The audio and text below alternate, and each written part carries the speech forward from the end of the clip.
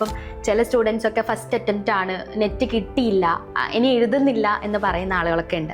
എന്താണ് അവരോട് പറയാനുള്ളത്? അല്ലെങ്കിൽ എപ്പോഴെങ്കിലും കിട്ട് ചെയ്യാമെന്ന് തോന്നിയിട്ടുണ്ടോ?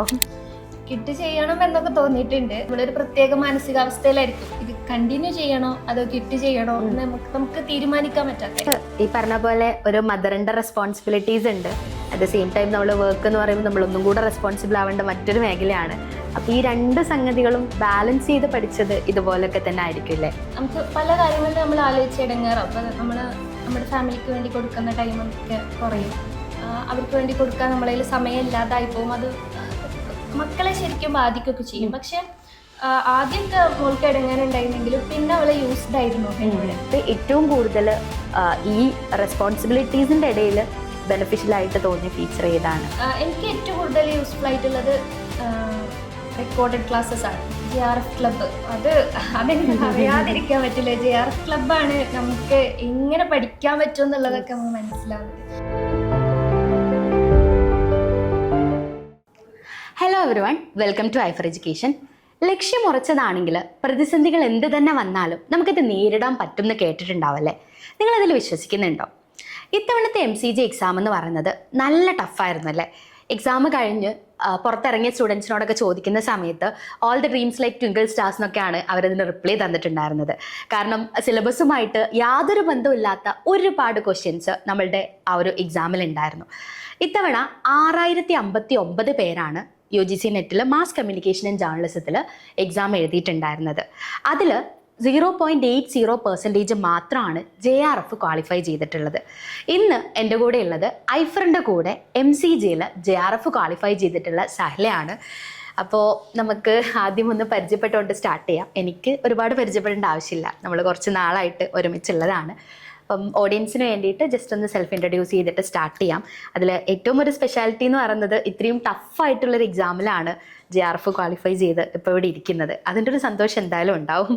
നമുക്ക് മെല്ലെ മെല്ലെ കാര്യങ്ങളിലേക്ക് വരാം. ജസ്റ്റ് ഒന്ന് ഇൻട്രൊഡ്യൂസ് ചെയ്തിട്ട് നമുക്ക് സ്റ്റാർട്ട് ചെയ്യാം. എൻ്റെ പേര് സഹല. ഞാൻ പാലക്കാട് ജില്ലയിലെ വല്ലപ്പുഴയാണ് എൻ്റെ സ്ഥലം. ഏതാണ്ട് 1.5 വർഷം മുന്നെയാണ് ഞാൻ ഐഫറിൽ ജോയിൻ ചെയ്യുന്നത്. അതിന് മുന്നേ നെറ്റ് ക്വാളിഫൈ ചെയ്തിട്ടുണ്ടായിരുന്നു. അപ്പോൾ നെറ്റ് ക്വാളിഫൈ ചെയ്തപ്പോൾ ഇന്ന് JRF ട്രൈ ചെയ്ത് നോക്കാം എന്ന് വിചാരിച്ചു. അപ്പോൾ JRFൻ്റെ ഒരു ആഴവും പരപ്പൊന്നും അന്ന് അറിയില്ല. അപ്പോൾ എന്നിട്ട് ഐഫറിലേക്ക് ജോയിൻ ചെയ്ത ശേഷമാണ് ഇത്രയധികം പഠിക്കാനുണ്ടെന്നും ഇങ്ങനെയൊക്കെ പഠിക്കണം എന്നുള്ള കാര്യങ്ങളൊക്കെ എനിക്ക് മനസ്സിലാവുന്നത് ഐഫറിൻ്റെ കൂടെ കൂടിയതിന് ശേഷമാണ്. യെസ്, അപ്പം ഒരുപാട് തവണ മുന്നേ നെറ്റ് ക്വാളിഫൈ ചെയ്തിട്ടുണ്ടായിരുന്നു. അതിന് ശേഷവും മൾട്ടിപ്പിൾ ടൈംസ് നെറ്റ് കിട്ടി. അപ്പം എൻ്റെ തന്നെ ഒരു എക്സ്പീരിയൻസിൽ പറയുകയാണെങ്കിൽ ഈ പറഞ്ഞതുപോലെ ഒരു ക്വസ്റ്റ്യന് 2 ക്വസ്റ്റ്യനൊക്കെയാണ് എപ്പോഴും JRF മിസ്സാവല്ലേ? അപ്പോഴൊക്കെ എപ്പോഴെങ്കിലും ക്വിറ്റ് ചെയ്യണം എന്ന് തോന്നിയിട്ടുണ്ടോ? പലർക്കും ഉള്ളൊരു ഫീൽ എന്ന് വെച്ച് കഴിഞ്ഞാൽ ഇപ്പം ചില സ്റ്റുഡൻസ് ഒക്കെ ഫസ്റ്റ് അറ്റംപ്റ്റ് ആണ്, നെറ്റ് കിട്ടിയില്ല, ഇനി എഴുതുന്നില്ല എന്ന് പറയുന്ന ആളുകളൊക്കെ ഉണ്ട്. അപ്പം എന്താണ് അവരോട് പറയാനുള്ളത്? അല്ലെങ്കിൽ എപ്പോഴെങ്കിലും ക്വിറ്റ് ചെയ്യാമെന്ന് തോന്നിയിട്ടുണ്ടോ? കിട്ട് ചെയ്യണം എന്നൊക്കെ തോന്നിയിട്ടുണ്ട്. ആദ്യത്തെ 1-2 പ്രാവശ്യം ഇങ്ങനെ ചെറിയ മാർക്കിന് 14 മാർക്കിന് പോകുന്നു, 7 ക്വസ്റ്റ്യന് പോകുന്നു. അതിനുശേഷം 4 മാർക്കിന് 2 ക്വസ്റ്റ്യന് പോകുന്നു. അപ്പോൾ നമ്മളൊരു പ്രത്യേക മാനസികാവസ്ഥയിലായിരിക്കും. ഇത് കണ്ടിന്യൂ ചെയ്യണോ അതോ കിട്ട് ചെയ്യണോ എന്ന് നമുക്ക് തീരുമാനിക്കാൻ പറ്റാത്ത. എല്ലാ പ്രാവശ്യം ഇങ്ങനെ നമ്മൾ അൺലക്കി ആയി പോവോ, അല്ലെങ്കിൽ എല്ലാ പ്രാവശ്യം ഇങ്ങനെ കിട്ടാതിരുന്ന ഇതിലെന്താണ് അർത്ഥമുള്ളത് എന്നൊക്കെ വിചാരിക്കും. പ്രത്യേകിച്ചും ജോലിയൊക്കെ റിസൈൻ ചെയ്ത് വേറെ ഒന്നും പ്രത്യേകിച്ച് അങ്ങനെ ഒന്നും ചെയ്യാനില്ലാതെ JRFന് വേണ്ടി ട്രൈ ചെയ്യാമെന്ന് തീരുമാനിക്കുന്നു. എല്ലാവർക്കും നമ്മൾ JRFന് വേണ്ടി ട്രൈ ചെയ്യാനെന്നുള്ള കാര്യം എല്ലാവരും അറിയുന്നു. അപ്പോൾ അങ്ങനെ ഒരു സാഹചര്യത്തിൽ പ്രത്യേകിച്ചും ഇനി എന്താണ് ചെയ്യേണ്ടത് എന്നൊക്കെ തോന്നും. പക്ഷെ എനിക്ക് തോന്നിയിട്ടുള്ളത് ഓരോ പ്രാവശ്യം നമ്മൾ എടുക്കുന്ന എഫേർട്ട് ഉണ്ടല്ലോ, അതായത് ഇപ്പോൾ ഒരു പർട്ടിക്കുലർ സബ്ജക്റ്റ് നമ്മൾ പഠിക്കാൻ അല്ലെങ്കിൽ ഒരു പോർഷൻ പഠിക്കാൻ വേണ്ടിയിട്ട് ഞാൻ ഡിസംബറിലാണ് ഫസ്റ്റ് JRFന് വേണ്ടി ട്രൈ ചെയ്യുന്നത്. അപ്പോൾ ആ സമയത്ത് ഞാൻ ഏകദേശം 1-2 മാസത്തോളം കണ്ടിന്യൂസ്ലി പഠിച്ചിട്ടുണ്ടായിരുന്നു. അപ്പോൾ അന്ന് നമ്മൾ എടുത്ത അത്രയും സമയവും എഫേർട്ടും പിന്നെ ജൂൺ എക്സാമിലേക്ക് വരുമ്പോൾ നമുക്ക് എടുക്കേണ്ടി വരുന്നില്ല. നമ്മൾ വിചാരിക്കുന്നത് ഓക്കെ നമ്മളെല്ലാം മറന്നു പോകും, എക്സാം കഴിഞ്ഞ 1 മാസത്തോടു കൂടി നമ്മളെല്ലാം മറക്കും, നമുക്ക് ഒന്നും ഓർമ്മ ഉണ്ടാവില്ല. പക്ഷെ നമ്മൾ ആ റിവിഷൻ ചെയ്യുന്ന സമയത്ത് നമുക്ക് മനസ്സിലാവും അത്ര തന്നെ സമയം എഫേർട്ട് നമ്മൾ എടുക്കേണ്ടി വരുന്നില്ല. പിന്നെ എക്സാമിന് പോകുന്നതിന് 1-2 ദിവസം മുന്നേ നമ്മളിങ്ങനെ ആലോചിക്കുകയാണെങ്കിൽ നമുക്ക് മനസ്സിലാവും നമ്മുടെ നോളേജ് ലെവൽ കുറച്ചുകൂടെ കൂടിയിട്ടുണ്ട്. കഴിഞ്ഞ പ്രാവശ്യം നമ്മൾ ഇതൊന്നും നോക്കിയിട്ടുണ്ടായിരുന്നില്ലല്ലോ, ഇപ്രാവശ്യമല്ലേ നമ്മൾ ഇതെല്ലാം പഠിച്ചെന്നുള്ള കാര്യങ്ങൾ മനസ്സിലാവും. പിന്നെ അടുത്ത പ്രാവശ്യം എക്സാം എഴുതുമ്പോൾ സെയിം പ്രോസസ്സ് തന്നെയാണ്. പിന്നെ നമുക്ക് അത്ര എഫേർട്ട് എടുക്കേണ്ടി വരുന്നില്ല റിവിഷൻ ചെയ്യാൻ വേണ്ടിയിട്ട്. പിന്നെ നമ്മൾ എക്സാമിന് പോകുമ്പോൾ നമുക്ക് മനസ്സിലാവുന്നുണ്ട് ഓക്കെ നമ്മുടെ നോളേജ് ലെവൽ കുറച്ചുകൂടെ കൂടിയിട്ടാണുള്ളത്, കഴിഞ്ഞ പ്രാവശ്യത്തെ അറിയാത്ത എന്തൊക്കെയോ നമുക്ക് ഇപ്രാവശ്യം അറിയാം. അപ്പോൾ നമ്മൾ റിപ്പീറ്റ് ചെയ്ത് പഠിക്കുന്ന സമയത്ത് നമ്മൾ ഒരേ കാര്യം ഒരേ സമയം എടുത്ത് പഠിക്കുകയല്ലേ ചെയ്യുന്നത്, നമ്മൾ പുതിയ കാര്യങ്ങൾ പഠിക്കുന്നുണ്ട്. അതുപോലെ മെത്തേഡും ഡിഫറെന്റ് ആണ്. പിന്നെ നമുക്കിങ്ങനെ ഞാനിങ്ങനെ ഒരു ദിവസം ഒപ്പമുള്ള പലരും ഡെയിലി 6 മണിക്കൂർ കൊടുക്കുന്നവർ 8 മണിക്കൂർ കൊടുക്കുന്നവരൊക്കെ ഉണ്ട്. പക്ഷെ എനിക്കൊരു മോളുണ്ട്, എനിക്ക് എൻ്റെതായിട്ടുള്ള വേറെ കുറേ ആക്ടിവിറ്റീസ് ഉണ്ട്, അതിൻ്റെ ഇടയിൽ എനിക്ക് ജോലിയുണ്ട്. അപ്പോൾ ഇതിൻ്റെ ഇടയിൽ എല്ലാവരും കൊടുക്കുന്ന പോലെ ഒരു സമയം JRFന് വേണ്ടി കൊടുക്കാൻ എനിക്ക് ഉണ്ടായിരുന്നില്ല. എന്നെ പോലെയുള്ള ഒരുപാട് പേരുണ്ടാവും, ലൈക്ക് ഫുൾ ടൈം JRFന് വേണ്ടി ഇരിക്കാൻ കഴിയാത്ത ഒരുപാട് പേരുണ്ടാവും. അപ്പോൾ നമുക്ക് കിട്ടുന്ന ഓരോ ഫ്രീ ടൈമും നമ്മൾ എങ്ങനെ പഠിക്കണം എന്നുള്ളത് നമ്മൾ ആലോചിച്ച് വെച്ചാൽ മതി. അതായത് എല്ലാ സമയത്തും നമുക്ക് ഒരേപോലെ പഠിക്കാൻ പറ്റില്ല, ഒരേ കാര്യങ്ങൾ പഠിക്കാൻ പറ്റില്ല. ഇപ്പോൾ ഞാൻ ഒരുപാട് യാത്രകളൊക്കെ ചെയ്യേണ്ടി വരുന്ന ആളാണ്. അപ്പോൾ ഞാൻ ഒരു ബസ്സിലോ അല്ലെങ്കിൽ ഒരു ട്രെയിനിലൊക്കെ പോകുന്ന സമയത്ത് ഞാൻ വിചാരിക്കും ഓക്കെ എന്നൊരു PYQ ചെയ്യാം. അങ്ങനെ ഒരു 100 മിനിറ്റ്സിൻ്റെ ഒരു PYQ അങ്ങനെ ഇരുന്ന് ചെയ്യുന്നു. അതുപോലെ നമ്മൾ കുക്ക് ചെയ്യുന്ന സമയത്തോ അല്ലെങ്കിൽ നമ്മൾ വീട്ടിൽ എന്തെങ്കിലും ചെയ്യുന്ന സമയത്ത് ആ സമയത്ത് നമുക്ക് ഇങ്ങനെ ഫാക്ച്വലായ കാര്യങ്ങൾ പഠിക്കാൻ കഴിയില്ല. പക്ഷെ ആ സമയത്ത് നമുക്ക് കൺസെപ്റ്റുകൾ കേട്ട് കഴിഞ്ഞാൽ നമുക്ക് കേട്ട് ഇങ്ങനെ ഇരിക്കാൻ പറ്റും. അപ്പോൾ ആ സമയത്ത് നമ്മൾ ക്ലാസ്സുകൾ ഇങ്ങനെ കേൾക്കും, വലിയ കുറേ ഫാക്ച്വൽ ഇൻഫർമേഷൻസ് ഇല്ലാത്ത ക്ലാസ്സുകൾ കേട്ടുകൊണ്ടിരിക്കും. പിന്നെ നമ്മൾ ഫാക്ട്സുകൾ പഠിക്കാൻ വേണ്ടിയിട്ട് ചെയ്തിരുന്ന ഒരു മെത്തേഡ് എന്താണെന്ന് വെച്ചാൽ കളർഫുൾ ആയ നോട്ട്സ് ഉണ്ടാക്കുക എന്നുള്ളതാണ് ആര്യ മാമിൻ്റെ ഒരു ട്രിക്കായിരുന്നു. എൻ്റെ കയ്യിൽ ഇങ്ങനെ ഒരു സെറ്റ് പേനകളുടെ കളക്ഷൻസ് ഉണ്ട്. എനിക്കത് ഭയങ്കര ക്രേസ് ആയിട്ടുണ്ട്, പേനകളുടെ കളക്ഷൻ. അപ്പോൾ ഞാൻ കളർഫുൾ ആയിട്ടുള്ള ജെൽ പെൻസ് വാങ്ങും. എന്നിട്ട് ഞാൻ ഇയർ അധികം ഗ്രീൻ കളറിൽ ഇങ്ങനെ നോട്ട് ചെയ്ത് വെക്കും. അങ്ങനെ ഓരോന്നിനും എനിക്ക് ഓരോ കളർ കോഡ് ഉണ്ട്. അപ്പോൾ സാധാരണ ഞാൻ മുന്നേക്ക് പഠിച്ചിരുന്ന സമയത്ത് നമ്മൾ ഒരേ കളറിലുള്ള പേന കൊണ്ട് എഴുതും. പക്ഷെ ആ നോട്ട്സ് പിന്നെ നമ്മൾ വായിക്കില്ല, നമുക്ക് വായിക്കുമ്പോൾ നമുക്ക് ഭയങ്കര ബോറായിരിക്കും. പക്ഷെ ഈ നോട്ട്സ് നമുക്ക് പിന്നെയും വായിക്കാൻ തോന്നും. ഇപ്പോൾ ലോജിക്കൽ റീസണിങ്ങിന് ഞാൻ അങ്ങനെ ഒരു നോട്ട് ഉണ്ടാക്കി വെച്ചിട്ടുണ്ടായിരുന്നു. അത് ഇപ്രാവശ്യം എനിക്ക് ലോജിക്കൽ റീസണിങ് ഞാൻ ആകെ ഒരു അരമണിക്കൂറൊക്കെയാണ് എടുത്തിട്ടുണ്ടാവുള്ളൂ. കാരണം അത്രയും നമുക്ക് ആ നോട്ട്സ് ഹെൽപ്ഫുൾ ആണ്. നമുക്ക് ഓരോന്നിങ്ങനെ നമ്മുടെ മൈൻഡ് കളർഫുൾ ആയ കാര്യങ്ങൾ നമ്മുടെ മൈൻഡ് പെട്ടെന്ന് അറിയാലോ. അപ്പോൾ ആ നോട്ട്സ് നമുക്ക് ഭയങ്കര ഹെൽപ്ഫുൾ ആയിരിക്കും. നമുക്ക് കീപ്പ് ചെയ്യാൻ പറ്റുന്ന ടൈപ്പ് ഒരു നോട്ട്സ് ഫാക്ച്വൽ ഇൻഫർമേഷന് വേണ്ടി മാത്രം ഉണ്ടാക്കാം. കൺസെപ്റ്റുകൾ നമുക്ക് അത്രയും നോട്ട്സ് ഉണ്ടാക്കി പഠിക്കേണ്ട ആവശ്യമൊന്നുമില്ല. നമുക്ക് ഇങ്ങനെ നമ്മുടെ സമയത്തിനനുസരിച്ച് ഇപ്പം എല്ലാവർക്കും കുറേ സമയം ഒന്നും പഠിക്കാൻ പറ്റില്ല. പ്രത്യേകിച്ച് എന്നെ പോലെയുള്ള ഒരാൾക്ക് ഒരുപാട് ഇരുന്ന് പഠിക്കാനുള്ള ഒരു ഇതുണ്ടല്ലോ, ആ കഴിവ് എനിക്കില്ല. അപ്പം ഞാൻ ചെയ്യുന്നത് ഇങ്ങനെയൊക്കെ ആയിരുന്നു. അപ്പൊ ഇതില് ഈ പറഞ്ഞ പോലെ ഒരു മദറിന്റെ റെസ്പോൺസിബിലിറ്റീസ് ഉണ്ട്. അറ്റ് ദ സെയിം ടൈം നമ്മൾ വർക്ക് എന്ന് പറയുമ്പോൾ നമ്മൾ ഒന്നും കൂടെ റെസ്പോൺസിബിൾ ആവേണ്ട മറ്റൊരു മേഖലയാണ്. അപ്പൊ ഈ രണ്ട് സംഗതികളും ബാലൻസ് ചെയ്ത് പഠിച്ചത് ഇതുപോലൊക്കെ തന്നെ ആയിരിക്കും അല്ലേ?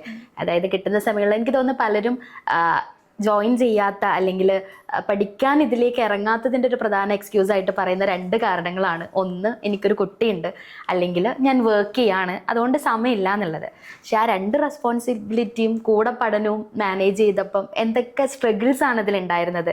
അതായത് ഇതുപോലുള്ള ഓഡിയൻസിനൊരു മോട്ടിവേഷൻ ആവാൻ വേണ്ടിയിട്ട് ചോദിക്കുകയാണ് കേട്ടോ. എന്തായാലും സ്ട്രഗ്ലിംഗ് ഉണ്ടാവും. ഇപ്പോൾ നമുക്ക് ചെറിയ കുട്ടിയെ നമ്മൾ ഫുൾ ടൈം ഇരുന്ന് പഠിക്കുന്ന കാണുമ്പോൾ കുട്ടിക്കൊരു മടുപ്പ് ചില സമയത്തുണ്ടാവും.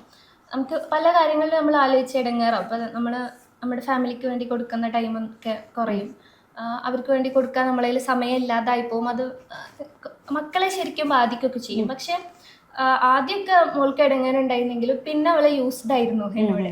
അവൾക്കറിയാം എനിക്ക് പഠിക്കാനുണ്ട്, ഓക്കെ ഉമ്മ പഠിക്കാനില്ലേ, ഉമ്മക്ക് എന്തേ വേണോ അങ്ങനെയൊക്കെ ചോദിക്കും.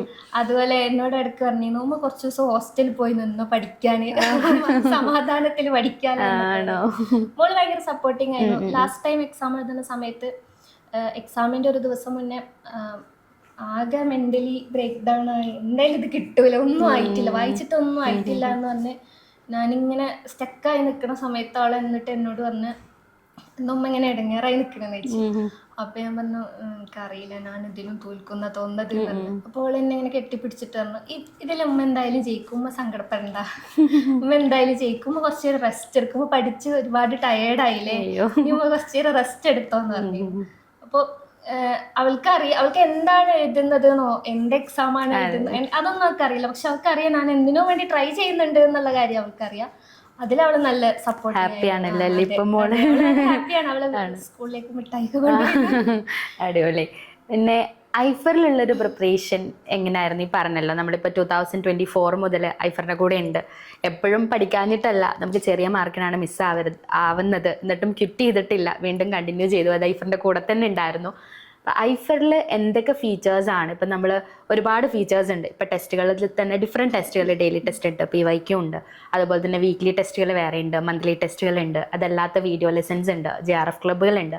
അപ്പോൾ അതിൽ ഏറ്റവും കൂടുതൽ ഈ റെസ്പോൺസിബിലിറ്റീസിൻ്റെ ഇടയിൽ ബെനിഫിഷ്യലായിട്ട് തോന്നിയ ഫീച്ചർ ഏതാണ്? ഒന്നായിരിക്കില്ല, ചിലപ്പോൾ മൾട്ടിപ്പിൾ ഉണ്ടാവും. മൾട്ടിപ്പിൾ ആണ്.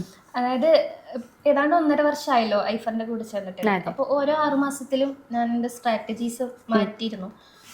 ഫസ്റ്റത്തെ 6 മാസത്തിൽ അനീസാറുടെ 5am, JRF ക്ലബ്ബ്, അങ്ങനെ എല്ലാതും ഫോളോ ചെയ്തിരുന്നു. ഒരുപാട് PYQs ഒക്കെ ചെയ്തിരുന്നു. ഡെയിലി ടെസ്റ്റ് ഒക്കെ മാക്സിമം അറ്റൻഡ് ചെയ്തിരുന്നു. രണ്ടാമത്തെ പ്രാവശ്യം ഒക്കെ ആയപ്പോൾ കുറച്ചുകൂടെ എനിക്കും ഒന്നാമത് നമുക്ക് അത്രയും ഫോളോ ചെയ്യാനുള്ളൊരു സ്ട്രെങ്ത്, മൈൻഡും സ്ട്രെങ്ത് ഇല്ല. ഇത്രയും ഇനി ചെയ്തിട്ട് കിട്ടൂലേ എന്നുള്ളൊരു ടെൻഷനിൽ കുറേ കാലം മിസ്സായിരുന്നു. പക്ഷെ ലാസ്റ്റ് ആയപ്പോൾ പിന്നെ എങ്ങനെയൊക്കെയോ തിരിച്ച് ട്രാക്കിലേക്ക് കയറി. എനിക്ക് ഏറ്റവും കൂടുതൽ യൂസ്ഫുൾ ആയിട്ടുള്ളത് റെക്കോർഡഡ് ക്ലാസ്സസ് ആണ്. ഞാൻ റെക്കോർഡഡ് ക്ലാസ്സസ് ഓൾമോസ്റ്റ് എല്ലാ ക്ലാസ്സും കണ്ടിട്ടുണ്ട്. അപ്പോൾ പക്ഷെ എനിക്ക് ലൈവ് ഫോളോ ചെയ്യാൻ പറ്റില്ല. ലൈവ് ഫോളോ ചെയ്യാൻ എൻ്റെ ഷെഡ്യൂളും ക്ലാസ്സിൻ്റെ ഷെഡ്യൂളും ചിലപ്പോൾ ഒരേ ടൈം ആവില്ല. പക്ഷേ റെക്കോർഡഡ് ക്ലാസ്സസ് എല്ലാം കണ്ടിട്ടുണ്ട്. അതുപോലെ തന്നെ പ്രത്യേകിച്ചും സബ്ജക്റ്റിൽ JRF ക്ലബ്ബ്, അതെനിക്ക് പറയാതിരിക്കാൻ പറ്റില്ല. JRF ക്ലബ്ബാണ് നമുക്ക് എങ്ങനെ പഠിക്കാൻ പറ്റും എന്നുള്ളതൊക്കെ നമുക്ക് മനസ്സിലാവുന്നത്.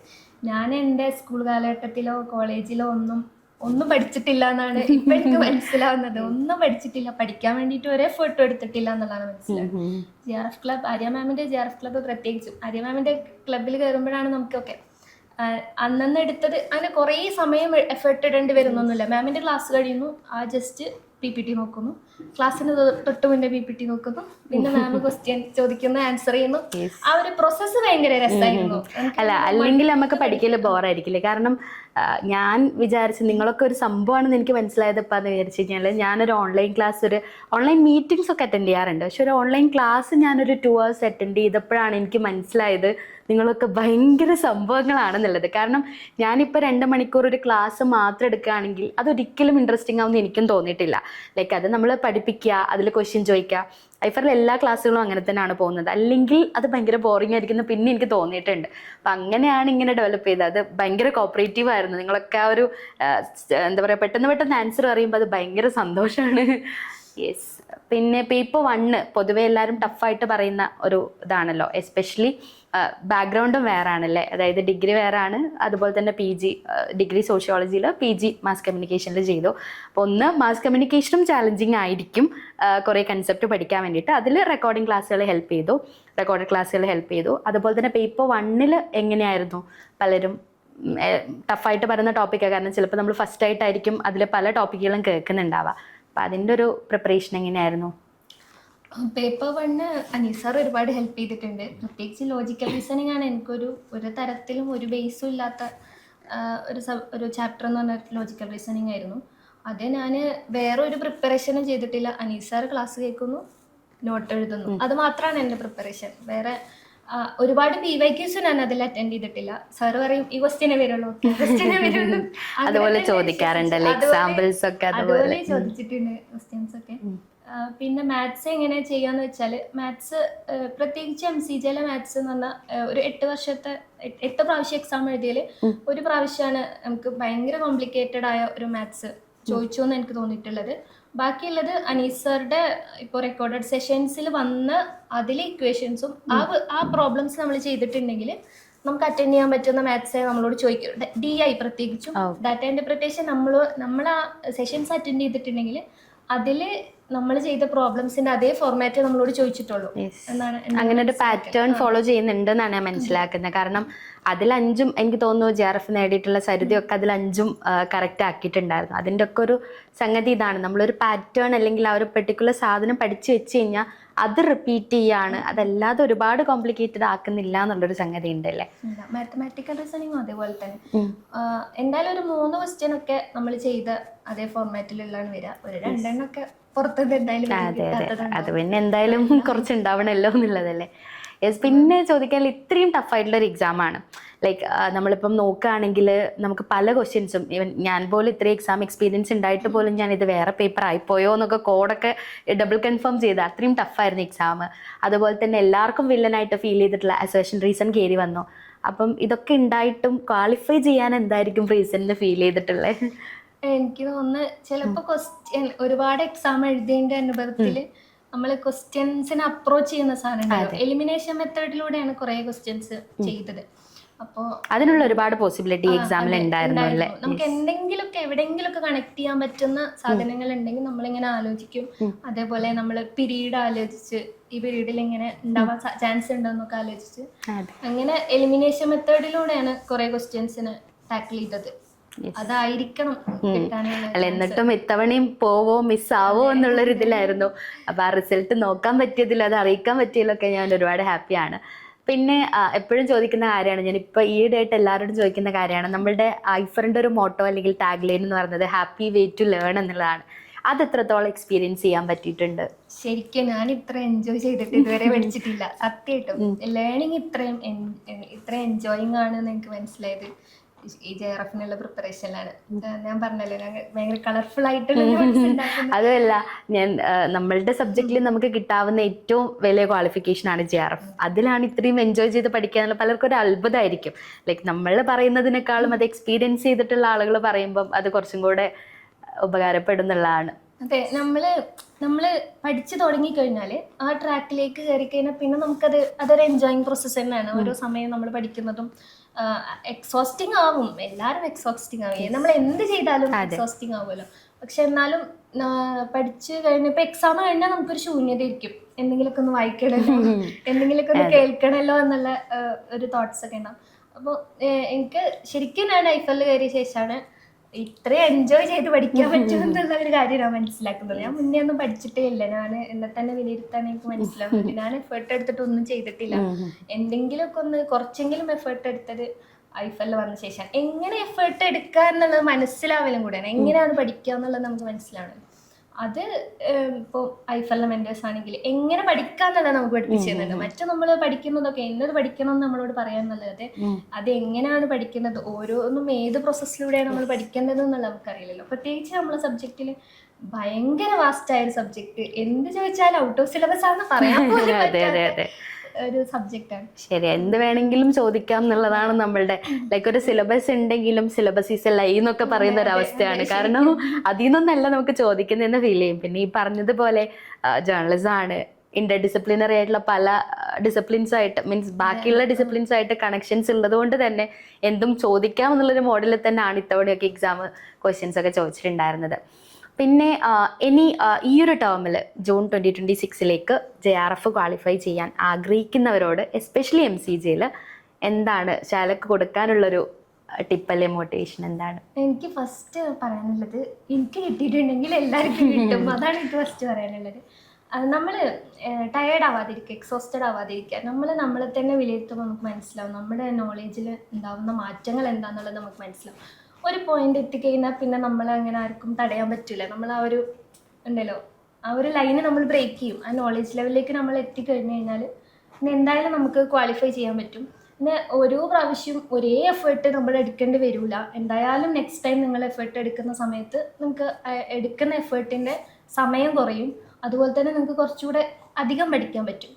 പിന്നെ നമുക്കിത് കിട്ടും അല്ലെങ്കിൽ ക്രാക്ക് ചെയ്യാൻ പറ്റുമെന്നൊരു വിശ്വാസത്തോടു കൂടി തന്നെ നമ്മൾ മുന്നോട്ട് പോവാം. ലൈക്ക് എന്തൊക്കെ പ്രതിസന്ധികൾ ഉണ്ടാവും, പല ഫാക്ടേഴ്സ് ഉണ്ടാവും. ചിലത് നമ്മൾ മറന്നു പോകുന്നു, ചിലത് നമ്മൾ അറിഞ്ഞിട്ട് ഒരുപാട് ക്വസ്റ്റ്യൻസ് ഇപ്പോൾ 4 മാർക്കിന് പോയ സമയത്ത് 3 ക്വസ്റ്റ്യൻ എങ്ങാണ്ട് അറിഞ്ഞത് തെറ്റിച്ച് ഇതൊക്കെ ഉണ്ട്. അതൊക്കെ ഭയങ്കര നിരാശയായിരിക്കും. പക്ഷെ എന്നാലും ഒരു പോയിന്റിൽ അപ്പുറത്തേക്ക് എത്തിക്കഴിഞ്ഞാൽ എന്താ പറയുക, നമ്മുടെ കൂടെ പഠിച്ചവരുണ്ടാവും. നമ്മൾ എന്തായാലും ക്രാക്ക് ചെയ്യുമെന്നൊരു വിശ്വാസത്തിൽ തന്നെ മുന്നോട്ട് പോവാം. യെസ്, എല്ലാവരും അടിപൊളിയായിട്ട് പഠിക്കുക, എക്സാമിലേക്ക് പ്രിപ്പയർ ചെയ്യുക. കൺഗ്രാറ്റുലേഷൻസ്. ഒരുപാട് സന്തോഷം. സോ PhD ചെയ്യുക എന്നുള്ളൊരാഗ്രഹം അത് എന്തായാലും നമ്മൾ ഇതുവരെ എത്തിയില്ലേ. ലൈക്ക് എൻട്രൻസിലൂടെ PhD പോകാനിരുന്ന ആളാണ്, JRF ക്വാളിഫൈ ചെയ്തു. ഇനി സ്റ്റൈപ്പൻഡോട് കൂടി തന്നെ പഠിക്കാൻ വേണ്ടിയിട്ട് പറ്റും.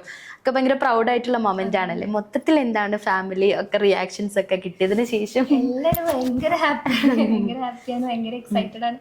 ഒരുപാട് പേര് വിളിച്ചു, ഒരുപാട് പേര് മെസ്സേജ് അയക്കുന്നു. ശരിക്കും രണ്ടും ഷെയറിലായി.